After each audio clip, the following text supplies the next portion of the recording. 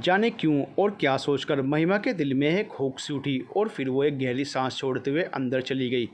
नितिन अनु को घर के अंदर लेकर आया और उसे सहारा देकर एक कुर्सी पर बैठा दिया, लेकिन दुख और थकान से उसकी तबीयत ज़्यादा ही बिगड़ रही थी। उससे बैठना भी मुश्किल हो रहा था। उसे निढाल होते देखकर शेखर बाबू ने कहा, बेटा नितिन, इसे महिमा के कमरे में ले जाकर लिटा दो। जी अंकल, कहकर नितिन अनु को खड़ा करने के लिए झुका ही था कि अनु बोली, नहीं मामा जी, मैं खुद ही चली जाऊंगी। ये कहते हुए अनु ने खड़े होने का प्रयास किया, लेकिन कमज़ोरी की वजह से उसे चक्कर सा आ गया। लेकिन उससे खड़ा नहीं हुआ गया और वो दोबारा कुर्सी पर बैठ गई। जिद नहीं करते बेटी, तुम्हें बड़ों की बात सुननी चाहिए। ये कहते हुए ओम प्रकाश बाबू ने फिर नितिन से कहा, नितिन, इसे ले जाओ बेटा और कमरे में लिटा दो। अपने पिता की बातों को सुनकर नितिन खड़ा हुआ और अनु का हाथ पकड़कर उसे महिमा के कमरे की तरफ धीरे धीरे ले जाने लगा। महिमा उस समय सबके लिए पानी की व्यवस्था कर रही थी। सबके पानी लेने के बाद महिमा की माँ ने कहा, बेटा जाकर अनु को भी पीने के लिए पानी दे आ, वह भी तो सफ़र से थक गई होगी। ठीक है माँ, मैं अनु को भी पानी देकर आती हूँ। ये कहने के बाद महिमा एक ट्रे में पानी का गिलास रखकर अपने कमरे की तरफ बढ़ने लगी। अनु को महिमा के कमरे में लाने के बाद नितिन ने उसे महिमा के बेड पर लिटा दिया और उससे बोला, अनु तुम थोड़ी देर आराम करो तो तुम्हें कुछ राहत महसूस होगी। मैं तब तक सारा सामान कमरे में लाकर रख देता हूँ। लेकिन अनु अपने पिता की मृत्यु से इतनी ज़्यादा दुखी हो चुकी थी कि उसे अपने तन मन का भी होश नहीं था। नितिन जब अनु को बेड पर लिटाकर जाने लगा तो अनु ने उसका हाथ पकड़ लिया और बोली, प्लीज़ नितिन, कुछ देर आप यहीं बैठे, अकेले में मेरा मन बहुत घबरा रहा है। नितिन ने अनु को आश्वस्त करते हुए कहा, ठीक है, तुम आराम करो, मैं यहीं बैठा हूँ। और ये बोलकर नितिन उसके बगल में एक कुर्सी खींचकर उस पर बैठ गया। अभी उसे बैठे कुछ मिनट ही हुए होंगे कि महिमा उन दोनों के लिए पानी लेकर अंदर आई। महिमा को देखते ही नितिन खड़ा होते हुए बोला, महिमा, अच्छा क्या तुम आ गई। अनु को अकेलेपन से घबराहट हो रही है, तुम इसका ख्याल रखना। मैं अभी जा रहा हूँ, थोड़ा फ्रेश हो लूँ और फिर इनका सामान भी तो अंदर रखना है। ठीक है। ये बोलने के बाद महिमा एक तरफ हट गई। नितिन ने इस दौरान बाहर जाकर उनका सामान अंदर लाकर एक कमरे में रख दिया और फिर एक नज़र अनु की तरफ देखते हुए उससे बोला, अनु अभी तुम आराम करो, मैं कुछ देर बाद फिर नीचे आऊँगा। ये बोलकर नितिन कमरे से बाहर निकल गया। नितिन के जाने के बाद महिमा आकर अनु के पास बैठ गई। अनु की आंखें अभी भी नम थी। महिमा को अपने सामने देखते ही वो ज़ोर से सिसकियाँ लेने लगी। महिमा ने उसे गले से लगा लिया और फिर उनकी आंखों से आंसू बहने लगे। महिमा भी रोना चाहती थी। बहुत दिन से उसके दिल में दर्द दबा हुआ था, जो आज आंसू बनकर निकल रहा था, क्योंकि अपने फूफा के जाने की खबर सुनने के बाद वो अपनी माँ को ही संभालती रह गई। उसे अपने दर्द को प्रकट करने का मौका ही नहीं मिला। लेकिन आज अनु के गले लगकर उसे राहत महसूस हुई। कुछ देर तक यूं ही अनु के गले लगे रहने के बाद महिमा ने अनु की पीठ पर हाथ फेरते हुए कहा, तुम घबराओ मत, हिम्मत से काम लो। होनी को कौन टाल सकता था। अगर तू ऐसे ही रोती रही तो फिर बुआ को कौन संभालेगा। लेकिन अनु की सिसकियाँ रुकने का नाम नहीं ले रही थी। महिमा ने उसे थोड़ा पानी पिलाने का प्रयास किया, लेकिन अनु ने मना कर दिया। थोड़ा सा पानी पी लो अनु, तुम्हें कमज़ोरी हो जाएगी। लेकिन अनु ने कुछ भी खाने पीने से मना कर दिया। महिमा कितनी बार ही उसे खाने के लिए कहती रही, लेकिन अनु ने कुछ भी नहीं खाया और बोली, नहीं महिमा, अभी मेरी इच्छा नहीं है। अभी वे दोनों बैठी थी कि तभी नितिन उनके कमरे में आया और अनु को रोता देखकर बोला, अरे अभी तक तुमने पानी भी नहीं पिया। इतनी दूर का सफ़र करके आई हो, कम से कम पानी तो पी लेती। ये क्या महिमा, तुमने अपनी बहन को पानी पीने के लिए भी नहीं कहा। महिमा कुछ कहती इसके पहले ही अनु ने कहा, नहीं नहीं, महिमा ने तो कितनी बार मुझसे पानी पीने के लिए कहा, लेकिन मेरा ही मन नहीं था, इसलिए मैंने मना कर दिया। मुझे ऐसा लगता है जैसे मैं पानी पीऊँगी तो मुझे उल्टी हो जाएगी। अरे ऐसे कैसे मन नहीं था, पानी पीने से उल्टी तो नहीं होगी, लेकिन हाँ, कुछ नहीं खाने पीने से तुम्हें कमज़ोरी अवश्य हो जाएगी अनु। ये कहते हुए नितिन ने गिलास उठाकर उसके हाथों में पकड़ा दिया। अनु नितिन को मना नहीं कर पाई और मन नहीं होते हुए भी 2 घूंट पानी पी लिया। नितिन खुश होते हुए बोला, ये हुई ना बात, अब तुम थोड़ा आराम करो, तुम्हें आराम की सख्त ज़रूरत है। फिर महिमा की तरफ देखते हुए बोला, महिमा, इस समय अनु को हम लोगों की मदद की बहुत ज़्यादा ज़रूरत है, इसलिए हमें इनके साथ थोड़ी ज़बरदस्ती भी करनी पड़ेगी तो करना। अगर इन्हें इनके ऊपर ही छोड़ देंगे तो ये लोग ऐसे ही कमज़ोर हो जाएंगे। हाँ नितिन, सही कहा तुमने। ये कहते हुए महिमा खड़ी हुई और बोली, मैं ज़रा बाहर बुआ से मिलकर आती हूँ, तब तक तुम इनके पास बैठो। देखना इसे कोई चीज़ चाहिए तो मुझे आवाज़ देना। ये कहती हुई महिमा कमरे से बाहर निकल आई। बाहर का माहौल और गमगीन था। उसके माता पिता, उसकी बुआ, सब लोग वहीं बाहर बरामदे में बैठे एक दूसरे को दिलासा दे रहे थे। रह रहकर बुआ की सिसकियाँ उस हॉल में गूंज उठती, जिसके बाद पूरे कमरे का माहौल और गमगीन हो जाता। इतनी कम उम्र में पति को खोने का दुख और एक सियानी लड़की की पूरी ज़िंदगी को ढोने का दुख उनके चेहरे से साफ झलक रहा था। शेखर बाबू अपनी विधवा बहन का मुंह देखकर जार जार हुए जा रहे थे। उनकी पत्नी उन दोनों को संभालने में लगी हुई थी, लेकिन उनको कौन संभालता। वो खुद भी तो इस दुख से दुखी थी। महिमा आकर अपनी माँ के पास बैठ गई और बोली, माँ, अगर आप ही हिम्मत छोड़ देंगी तो फिर हम सबको कौन संभालेगा। महिमा की बातें सुनकर उसकी माँ ने एक बार नज़र उठाकर उसकी तरफ देखा। महिमा की आंखें भी नम थी। उन्होंने उसे अपने गले से लगा लिया। दो आंसू महिमा की आंखों से लुढ़कते हुए उसके गालों तक चले आए और उसने कसकर अपनी आंखों गले लगा लिया। उन लोगों को ऐसे रोते हुए देखकर ओम प्रकाश बाबू ने कहा, आप लोग ऐसे रोते रहेंगे तो फिर बच्चों को कौन संभालेगा। इस समय हमें अपना दिल मजबूत करके बच्चों के बारे में सोचना चाहिए। मैं जानता हूँ ये दुख बहुत बड़ा है और कोई भी शब्द इसके लिए छोटा है, लेकिन फिर भी मैं यही कहूँगा कि आप लोग अपने आप को संभालें और मन को मजबूत करें। फिर उन्होंने अपनी पत्नी की तरफ घूमते हुए कहा, थोड़ी चाय बना दो, सब लोग सफ़र से थके हुए हैं, चाय पीने से उन्हें थोड़ी राहत मिलेगी। जी मैं अभी बना देती हूँ। ये कहती हुई वो उठने ही जा रही थी कि महिमा बोली, नहीं आंटी, आप रहने दीजिए, चाय मैं बना देती हूँ। आप माँ के पास बैठिए। लेकिन बेटा, तुम कैसे बनाओगी इतने लोगों के लिए चाय, तुम्हें दिक्कत होगी। नहीं आंटी जी, मुझे कोई दिक्कत नहीं होगी, आप यहीं माँ और बुआ के पास रहिए। इस समय आपका इनके साथ रहना ज़्यादा ज़रूरी है, मैं चाय बना कर ले आती हूँ। ये कहते हुए महिमा रसोई की तरफ चल पड़ी। नितिन की माँ आकर महिमा की माँ के पास बैठ गई और उनको दिलासा देने लगी। हालांकि वो महिमा की बुआ से तो पहले परिचित नहीं थी, लेकिन कभी कभी बीच में आते रहने से उनकी मुलाकात अवश्य होती थी और जिसकी वजह से उनका महिमा की बुआ से भी आत्मिक संबंध हो गया था और उनके दुख से उन्हें भी कष्ट हो रहा था। ओम प्रकाश बाबू शेखर बाबू के पास बैठकर उनके कंधे पर अपना हाथ रखकर उन्हें दिलासा दे रहे थे और शेखर बाबू तो बस अपनी बहन का मुंह देखकर बेजार हुए जा रहे थे। उन्हें समझ नहीं आ रहा था कि अब उनकी बहन की ज़िंदगी एक विधवा के रूप में कैसे कटेगी। कुछ देर तक रोते रहने के बाद सब चुप हो गए, शायद आंसू भी सूख गए थे। महिमा की बुआ चुपचाप शून्य में देखे जा रही थी। उसकी माँ कभी अपनी नंद को संभालती, कभी उनके बालों को सही करती और कभी उनके पीठ पर हाथ रखकर सहलाती। रह रहकर उनके दिल में एक टीस सी उठती और पति की मृत्यु की वेदना उन पर हावी हो जाती। महिमा की माँ उन्हें समझाती जा रही थी, चिंता ना करो दीदी, घबराओ मत, हम हैं ना, तुम्हें घबराने की कोई ज़रूरत नहीं है। जानती हूँ भाभी, मेरा क्या है, आधी उम्र तो निकल गई, ज़िंदगी के जो पल बचे हैं वो भी जैसे तैसे काट लूँगी। लेकिन मैं तो यही सोच रही हूँ कि उस बिन बाप की बच्ची का क्या होगा, कैसे वो अपने आप को संभालेगी, कैसे मैं उसे पालूँगी, कैसे उसकी डोली उठेगी। कितने अरमान थे उनके दिल में अनु के विवाह को लेकर, लेकिन सब धरे के धरे रह गए। ये तुम कैसी बातें कर रही हो बहन, अनु क्या मेरी बेटी नहीं है। अचानक ही शेखर बाबू ने उसके सर पर हाथ रखते हुए कहा, अनु के लिए बहनोई जी ने जो भी सोच रखा था वो सब मैं पूरा करूँगा। अनु और महिमा में मेरे लिए कोई फ़र्क नहीं है। तुम देखना, मैं महिमा से भी ज़्यादा अच्छे से अनु का विवाह करूँगा। भैया कहते हुए महिमा की बुआ अपने भाई के घुटने पर सर रखकर रोने लगी। उसे रोता देखकर शेखर बाबू भी अपने आप को रोक न सके और उनकी आंखों से भी आंसू की धार बह निकली। दोनों भाई बहन के इस हृदय विदारक दृश्य को देखकर सबकी आंखें नम हो गई।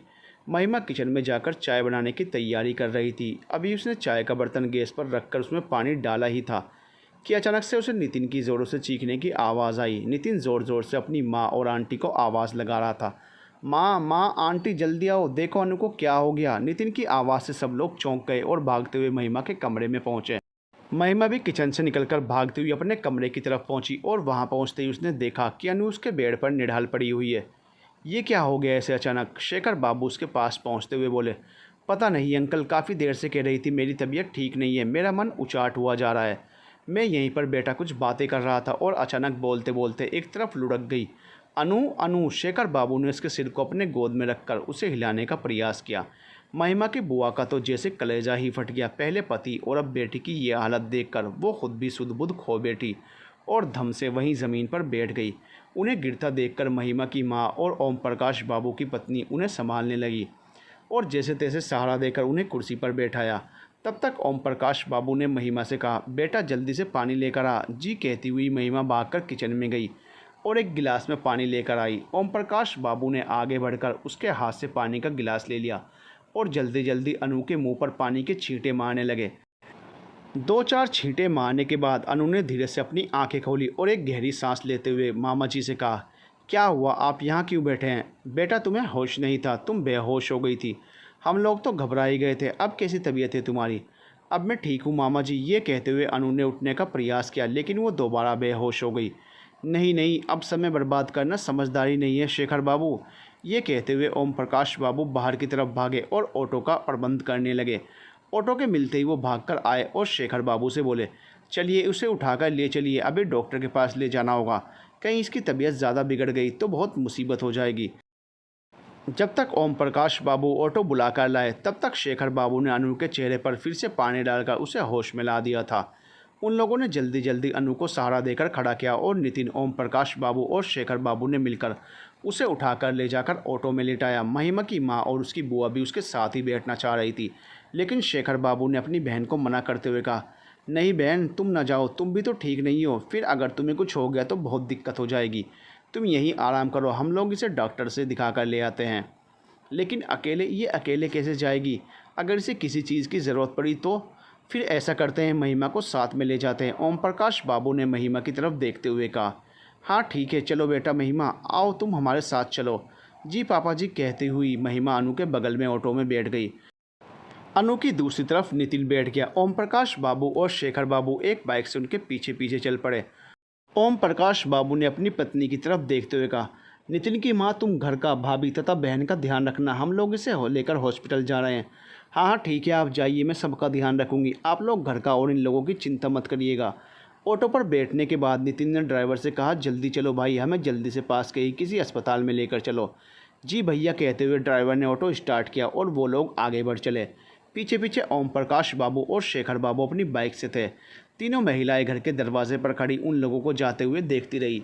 महिमा की बुआ का तो रो रो कर बुरा हाल हो रहा था। पहले पति का साथ छूट गया और अब बेटी की ये दशा, ये देखकर उनका दिल बैठा जा रहा था। उन्होंने दोनों हाथ उठाते हुए कहा, हे भगवान, तू मेरी कैसी परीक्षा ले रहा है? क्यों तूने सारे दुख मेरी ही झोली में डाल दिए हैं?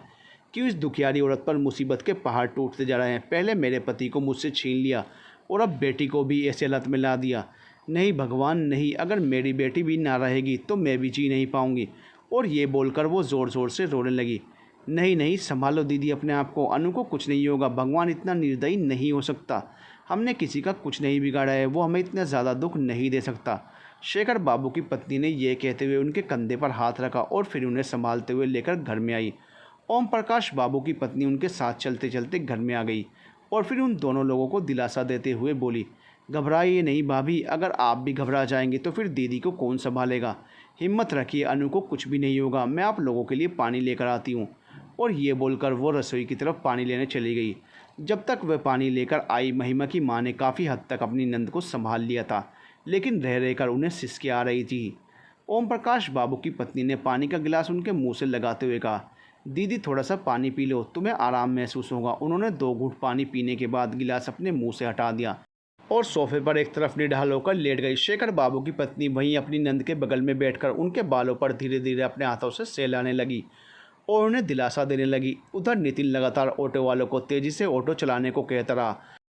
अनु की तबीयत बिगड़ती जा रही थी। पूरे सफ़र के दौरान वो एक बार और बेहोश हो चुकी थी। बड़ी मुश्किल से नितिन और महिमा उसे होश में लाए थे।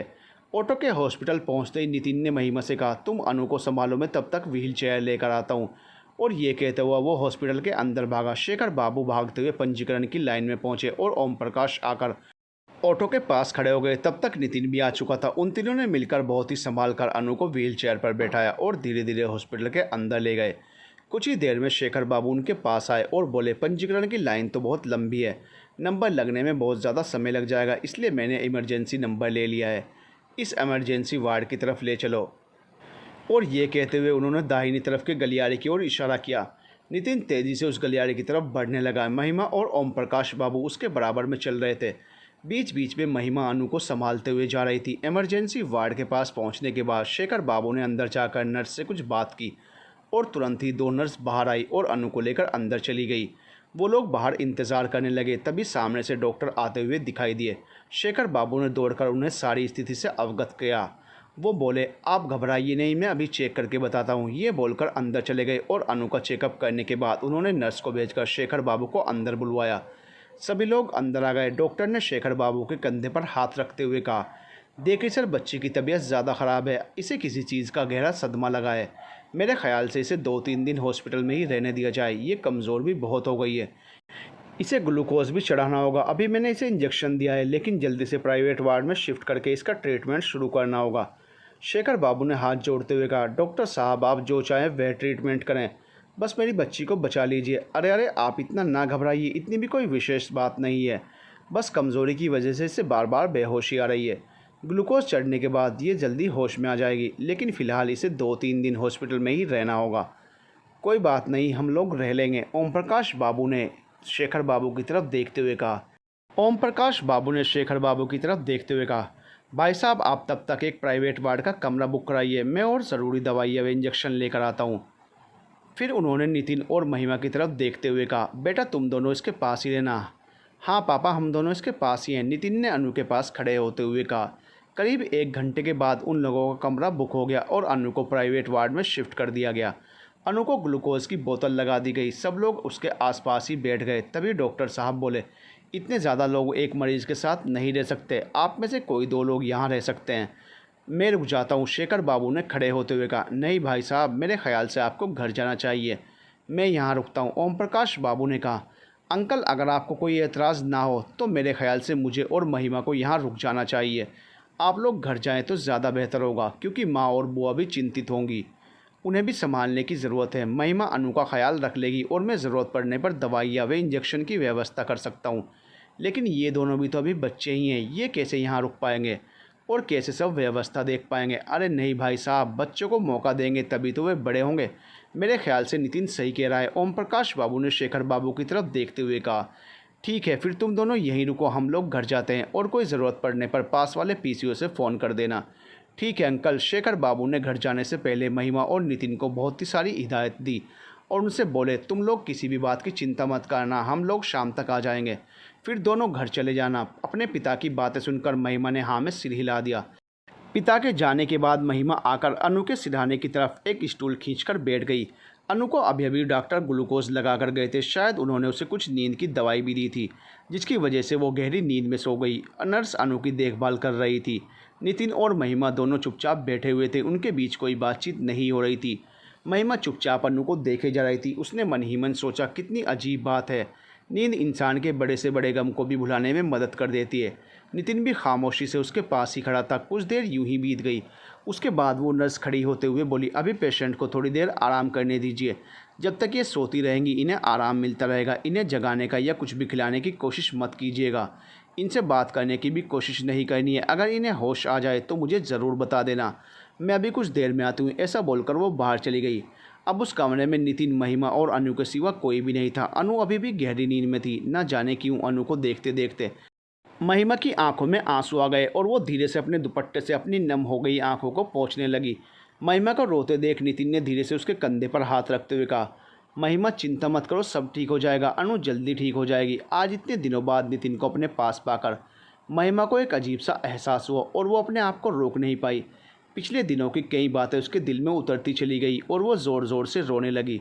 उसे यूँ रोता देखकर नितिन बहुत ही परेशान हो गया और उसने महिमा के दोनों कंधों को पकड़कर उसे संभालते हुए कहा, महिमा क्या हो गया है तुम्हें, तुम इतनी कमज़ोर क्यों पड़ रही हो? तुम तो मेरी ताकत हो, तुम्हारे ही दम पर तो मैंने कितनी मुश्किलों को हंसते हुए झेला है। अगर आज तुम ऐसे कमज़ोर पड़ जाओगी तो फिर सोचो मैं क्या करूँगा। नितिन को ऐसे बोलते देख न जाने क्यों महिमा को थोड़ा गुस्सा आ गया और उसने उदासी भरे स्वर में कहा, क्यों, तुम्हें क्या हो गया? मेरे दुखी होने से तुम्हें क्यों फ़र्क पड़ने लगा? अचानक महिमा के मुँह से ऐसी बात सुनकर नितिन ने उसकी तरफ देखते हुए कहा, तुम ऐसे क्यों बोल रही हो महिमा? क्यों, जो बोल रही हूँ मैं सच बोल रही हूँ नितिन। नितिन ने उसकी तरफ आश्चर्य से देखा। क्या हो गया है तुम्हें? तुम मुझसे इतनी बेरुखी से बातें क्यों कर रही हो? मैं बेरुखी से बातें कर रही हूँ या तुम मेरी तरफ से बेरुखी दिखा रहे हो? नितिन बोला, महिमा ऐसा मैंने क्या कर दिया? तुम्हें ऐसा क्यों लग रहा है कि मैं तुम्हारी तरफ से बेरुखी दिखा रहा हूँ? ऐसा क्या कर दिया तुमने, ये तुम पूछ रहे हो नितिन? तुम जानबूझकर भी अनजान बनने की कोशिश कर रहे हो। रहने दो, मुझे तुमसे कोई शिकायत नहीं करनी, मैं अपने शब्द वापस लेती हूँ। नहीं महिमा, तुम मुझे इस तरह 20 सवालों के भंवर में नहीं छोड़ सकती। अगर तुमने ये बात कही है तो इसके पीछे ज़रूर कोई कारण होगा। तुम मुझे बताओ, तुमने मुझसे ऐसा क्यों कहा? नितिन, अब तुम ज़्यादा ही मासूम बनने की कोशिश कर रहे हो, या ये हो सकता है तुम्हें कुछ एहसास ही नहीं रहा कि तुमने मेरे साथ कैसा व्यवहार किया। मैंने क्या किया महिमा? यही, प्लीज़ तुम बताओ, तुम्हारे दिल में क्या चल रहा है? आखिर तुम ऐसी बातें क्यों कर रही हो? नितिन, तुम जानबूझकर अनजान बन रहे हो या तुम मेरे मुंह से ही सुनना चाहते हो? तो सुनो, आज इतने दिनों बाद तुम घर आए, मैं कितनी ही बेसब्री से तुम्हारी प्रतीक्षा कर रही थी, लेकिन तुमने मेरी तरफ एक बार भी नहीं देखा, एक बार भी तुमने मेरे दुखों की कोई परवाह नहीं की। और जब से आए हो तब से अनु के ही बारे में फ़िक्रमंद हो।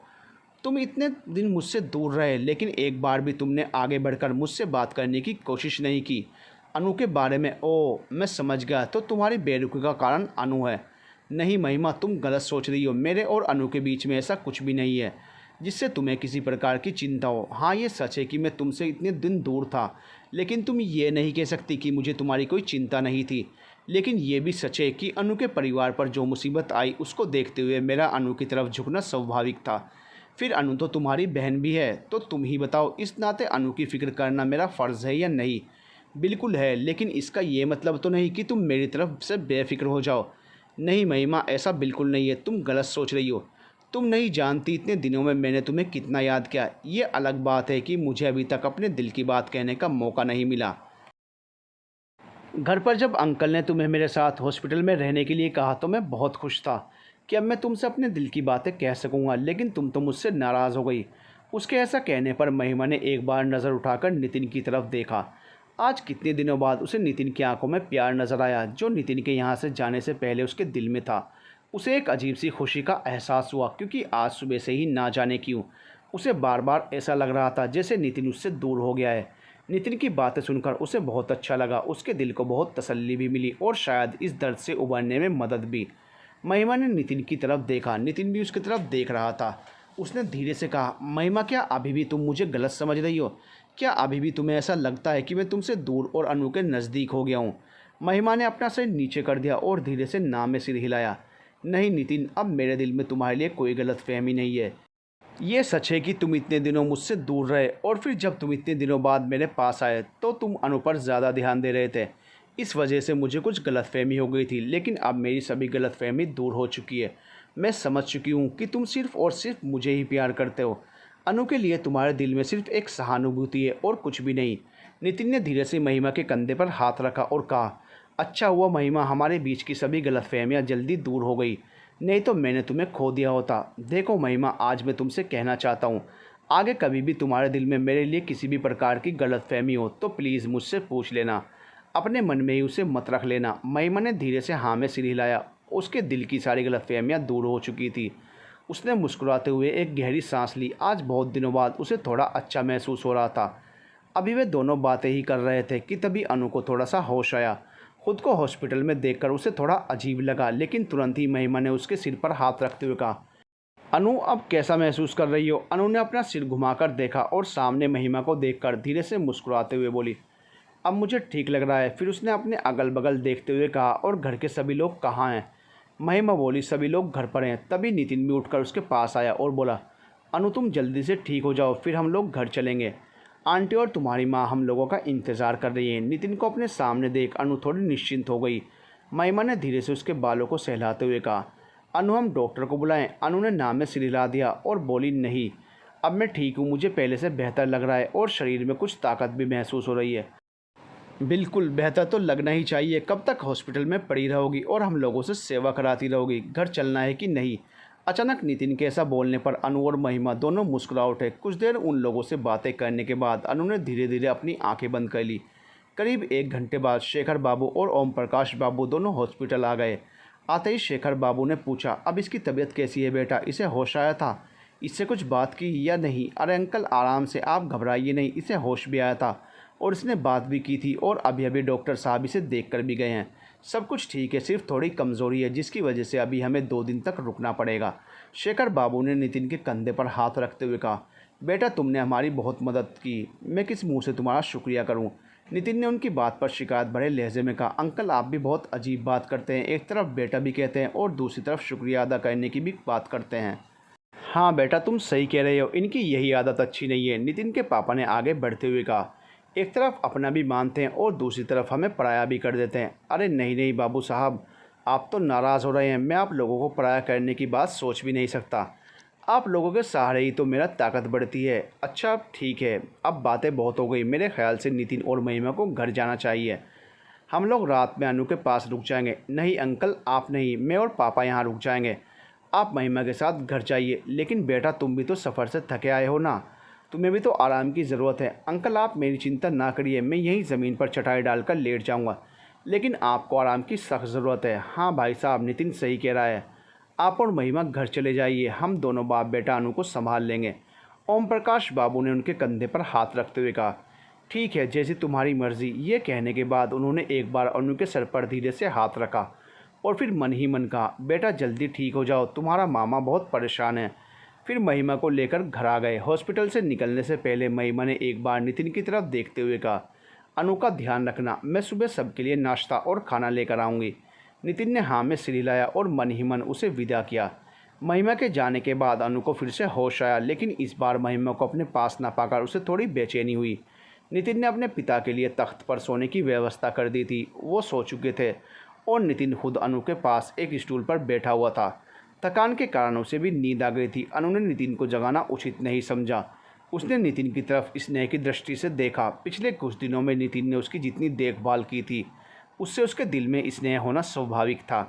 तभी अचानक उसके सर में दर्द होने लगा। उसके कराहने की आवाज़ से नितिन की नींद खुल गई। उसने अनु को बेचैन देखा तो दौड़कर डॉक्टर को बुला लाया। डॉक्टर साहब ने आने के बाद अनु का निरीक्षण किया और नितिन से बोले, नहीं बेटा, कोई परेशानी की बात नहीं है, बस हल्का सा दर्द है, मैं दवा दे देता हूँ, इसे आराम मिल जाए, बस इसका थोड़ा ख्याल रखना। फिर डॉक्टर अनु को दवा देकर चले गए। लेकिन दिन भर नींद में रहने के कारण अनु को काफ़ी देर तक रात में नींद नहीं आई और जब तक अनु जगी रही नितिन उसकी देखभाल करता रहा। अनु को नितिन का उसकी देखभाल करना बहुत अच्छा लग रहा था। एक अलग ही ख्याल उसके दिल में जन्म ले चुका था। प्यार में एक ऐसा आकर्षण है जो इंसान को अपनी तरफ खींचता ही है। ना चाहते हुए भी इंसान सामने वाले व्यक्ति की तरफ खींचता चला जाता है और फिर अगर वो सामने वाला शख्स आपका हमदर्द हो, आपके लिए परेशान हो, आपके बारे में सोचता हो, तो फिर ये आकर्षण हो जाना लाजमी है। अनु के साथ भी ऐसा ही कुछ हो रहा था। अनु नितिन की तरफ खींचती चली जा रही थी। अपने पिता की मृत्यु के बाद से जब से नितिन उनके पास आया था, वो लगातार उन लोगों को संभाल रहा था।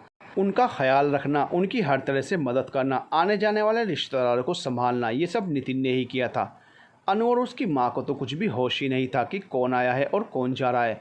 उनके दुख के दिनों में नितिन ने जिस तरह अनु और उसकी माँ को संभाला था, वो उसके लिए एक नया अनुभव था।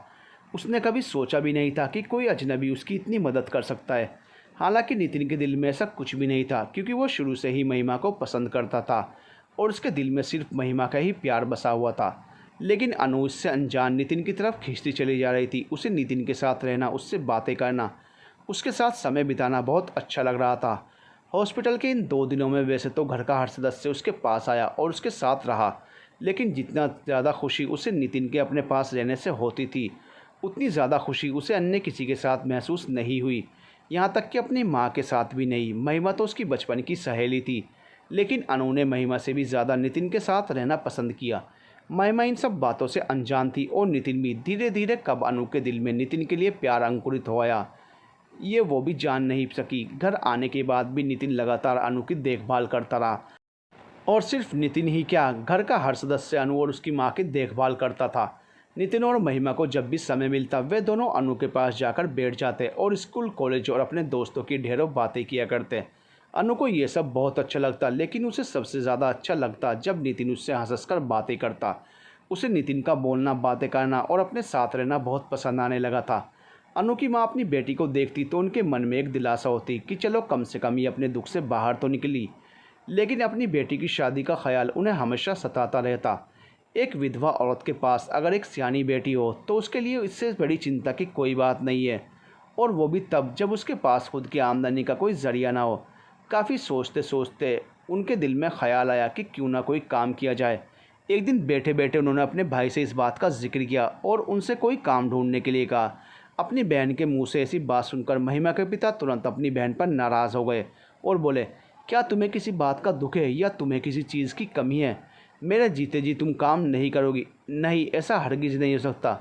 मैं जानती हूँ भैया, आपको ये बात पसंद नहीं है, लेकिन मैं खुद के लिए नहीं कह रही, मैं अपनी बेटी के भविष्य के लिए कह रही हूँ। तुम ही सोचो, कल को उसकी शादी भी तो करनी है। मैं जानता हूँ होने की शादी की चिंता मुझे भी है, लेकिन उसके लिए तुम्हें काम करने की कोई ज़रूरत नहीं है। जब तक मैं हूँ तुम्हें इस बारे में सोचने की कोई ज़रूरत नहीं है। अनु की माँ अपने भाई को अच्छे से जानती थी। वो समझती थी कि उसका भाई उसे कोई काम नहीं करने देगा, लेकिन फिर भी उसे अनु के विवाह की चिंता दिन रात सताती रहती थी। धीरे धीरे उन लोगों को इलाहाबाद आए 6 महीने गुजर चुके थे। अब अनु पहले से ज़्यादा खिली खिली रहने लगी थी। ये मौसम का असर था या प्यार का, ये उसे भी नहीं पता था। वो अपने दिल की बातें सबसे छुपा कर रखती, यहाँ तक कि अपने बचपन की सहेली महिमा से भी। महिमा भी इस बात से अनजान थी कि अनु के दिल में नितिन के लिए प्यार ने जन्म ले लिया है। लेकिन कब तक अनु पूरी दुनिया से अपने दिल का हाल छुपा सकती थी, लेकिन अपनी माँ से नहीं। उसकी माँ ने अपनी बेटी के दिल को समझ लिया और एक दिन अकेले में उन्होंने अनु को अपने पास बैठाते हुए कहा, बेटा, मैं देखती हूँ कि आजकल तुम कुछ ज़्यादा ही खुश रहती हो। अपनी माँ को ऐसे बोलते देख अनु डर गई, लेकिन जब उसने अपनी माँ की आंखों में अपने लिए प्यार देखा तो खुश होकर शर्माते हुए बोली, नहीं माँ, कुछ भी तो नहीं। क्या कारण है बेटा, तुम शर्मा रही हो? क्या अपनी माँ से नहीं कहोगी? अनु का दिल चाहा कि वो तुरंत अपनी माँ से कह दे कि इसका कारण नितिन है, लेकिन एक लड़की की शालीनता उसके आगे आ गई। कैसे वो अपनी माँ से कहती कि उसे कोई लड़का पसंद है, उसे किसी से प्यार हो गया है। लेकिन उसकी माँ, वो तो अपनी बेटी को अच्छे से समझ चुकी थी। उसने धीरे से उसके सिर पर हाथ रखते हुए कहा, बेटा, कहीं इसका कारण नितिन तो नहीं? नितिन का नाम सुनते ही अनु के चेहरे पर लालिमा फैल गई और उसकी माँ को उसके प्यार को समझने में एक पल की भी देरी न लगी। वह खुश होते हुए बोली, मैं जानती हूँ बेटा, तुम क्या कहना चाहती हो, लेकिन तुम्हारी शालीनता तुम्हारे सामने आ रही है। कोई बात नहीं, तुम्हारी आंखों में छुपी हुई खुशी में पड़ चुकी हूँ। मुझे भी नितिन बहुत पसंद है और लड़का भी अच्छा है। मैं कल ही भैया से तुम्हारे और नितिन की शादी के बारे में बात करूँगी। शादी का नाम सुनते ही अनु खुश हो गई और चौंकते हुए अपनी माँ से बोली, सच में माँ? क्या सच में मेरी और नितिन की शादी हो सकती है माँ? हाँ बेटा, सच, क्यों नहीं हो सकती है तुम्हारी शादी? आखिर कमी क्या है मेरी लाडली में? अपनी माँ के मुंह से ऐसा सुनकर अनु बहुत खुश हो गई और नितिन के साथ आने वाले नए जीवन के सपने देखने लगी। ज़िंदगी भी कितनी अजीब खेल दिखाती है। कल तक नितिन जो सिर्फ महिमा के ख्यालों में बसा था, आज अनु भी उसका ख्वाब देखने लगी थी। जाने अनजाने अनु महिमा की आंखों के सपने अपनी आंखों में बसा चुकी थी। वो अपनी माँ की गोद में सिर रखकर आंखें बंद किए नितिन के साथ मीठे सपनों की दुनिया में खोई हुई थी। और उसकी माँ भी आज बहुत खुश थी। उन्हें लग रहा था जैसे उनकी ज़िंदगी की आधी चिंता कम हो गई हो। नितिन जैसा दामाद उन्हें ढूंढने से नहीं मिलता, जो भगवान की कृपा से बैठे बिठाए मिल गया। जिस तरह से नितिन उन लोगों की देखभाल कर रहा था और पिछले 6 महीने से उन लोगों को संभाले हुए था, उन्हें इस बात का पूरा विश्वास हो गया था कि नितिन अनु के जीवन को खुशियों से भर देगा। उन्हें अपनी बेटी की पसंद पर नाज था कि उसने एक ऐसा जीवन साथी पसंद किया जो ना सिर्फ उसका बहुत ख्याल रखेगा, अपितु बड़ों का आदर करने वाला भी था। उन्हें इंतज़ार था तो बस होने वाली सुबह का, कि कब जल्दी से सुबह हो और कब अपने भाई से नितिन और अनु के रिश्ते की बात करें। ये इंतज़ार अनु की आंखों में था, लेकिन ऐसा लगता था जैसे आज ही रात कुछ ज़्यादा ही लंबी हो गई हो, जो बिताए नहीं बीत रही थी। सुबह सुबह अचानक महिमा की आवाज़ से अनु की नींद खुली। महिमा उसे ज़ोर ज़ोर से झकझोर कर जगा रही थी। उठ अनु, उठना नहीं है क्या? कितनी देर तक सोती रहेगी? देख, सूरज निकल आया है। क्या कहा? सूरज निकल आया? सुबह हो गई क्या? अचानक ही अनु ने झटके से उठते हुए कहा, क्या बात है, तेरी तबीयत तो ठीक है ना? आज इतनी देर तक क्यों सो रही है? और फिर सुबह होने से इतनी हैरानी क्यों हो रही है तुझे? नहीं, कुछ नहीं, ये कहती हुई अनु ने अपने बेड पर पलट कर देखा, लेकिन उसकी माँ वहाँ नहीं थी। वो झट से उठकर खड़ी हुई और दरवाजे के पास आई और इधर उधर जाकर अपनी माँ को खोजने लगी। क्या हुआ अनु, किसे ढूंढ रही है? अचानक ही महिमा ने उसके कंधे पर हाथ रखते हुए कहा। अनु ने पलटकर महिमा की तरफ देखा और आश्चर्य से पूछा, माँ कहाँ है महिमा? वे तो हॉल में बैठी पापा के साथ चाय पी रही हैं। लेकिन क्यों? तू उठते ही बुआ के बारे में क्यों पूछने लगी? अपनी माँ के बारे में सुनने के बाद अनु जोर से भागती हुई हॉल की तरफ आई। महिमा भी उसके पीछे पीछे आने लगी और बोली, सुन तो अनु, आखिर बात क्या है, मुझे नहीं बताएगी? लेकिन अनु बिना कुछ बोले हॉल के पास आ गई और वहीं बरामदे में बने हुए एक खंभे के पास खड़ी हो गई। उसकी माँ हॉल में रखे हुए सोफे पर बैठी थी और उसके मामा भी वहीं बैठे थे। अनु का दिल जोर जोर से धड़कने लगा। अनु की आहट पाकर उसकी माँ ने उसकी तरफ देखा और उन दोनों माँ बेटी ने आंखों ही आंखों में कुछ इशारा किया। अपनी माँ के इशारे को समझकर अनु ने शर्मा कर अपना सिर नीचे कर लिया।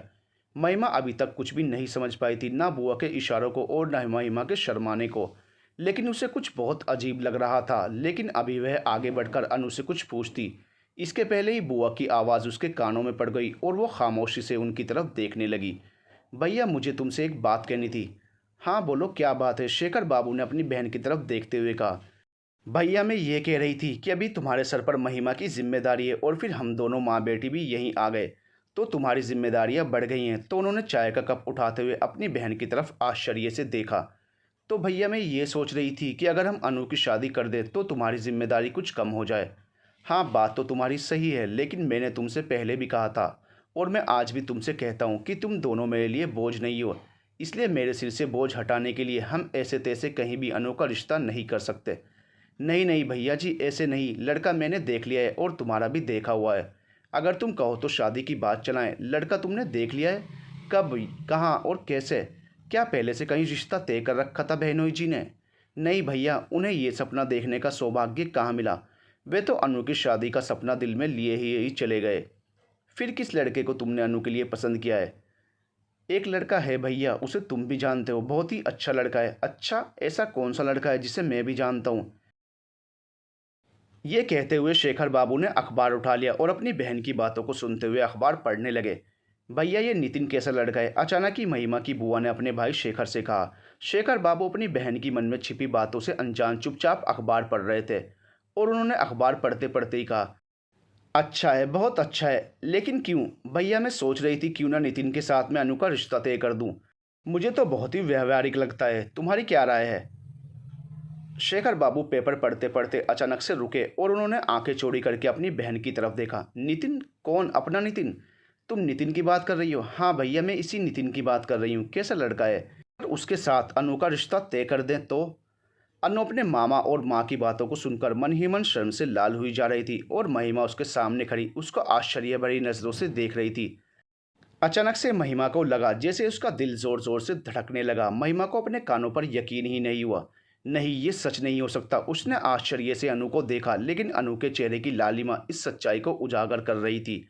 वो समझ गई कि अनु के दिल में नितिन के लिए प्यार अंकुरित हो चुका है और ना जाने क्या सोचकर महिमा खामोश रह गई।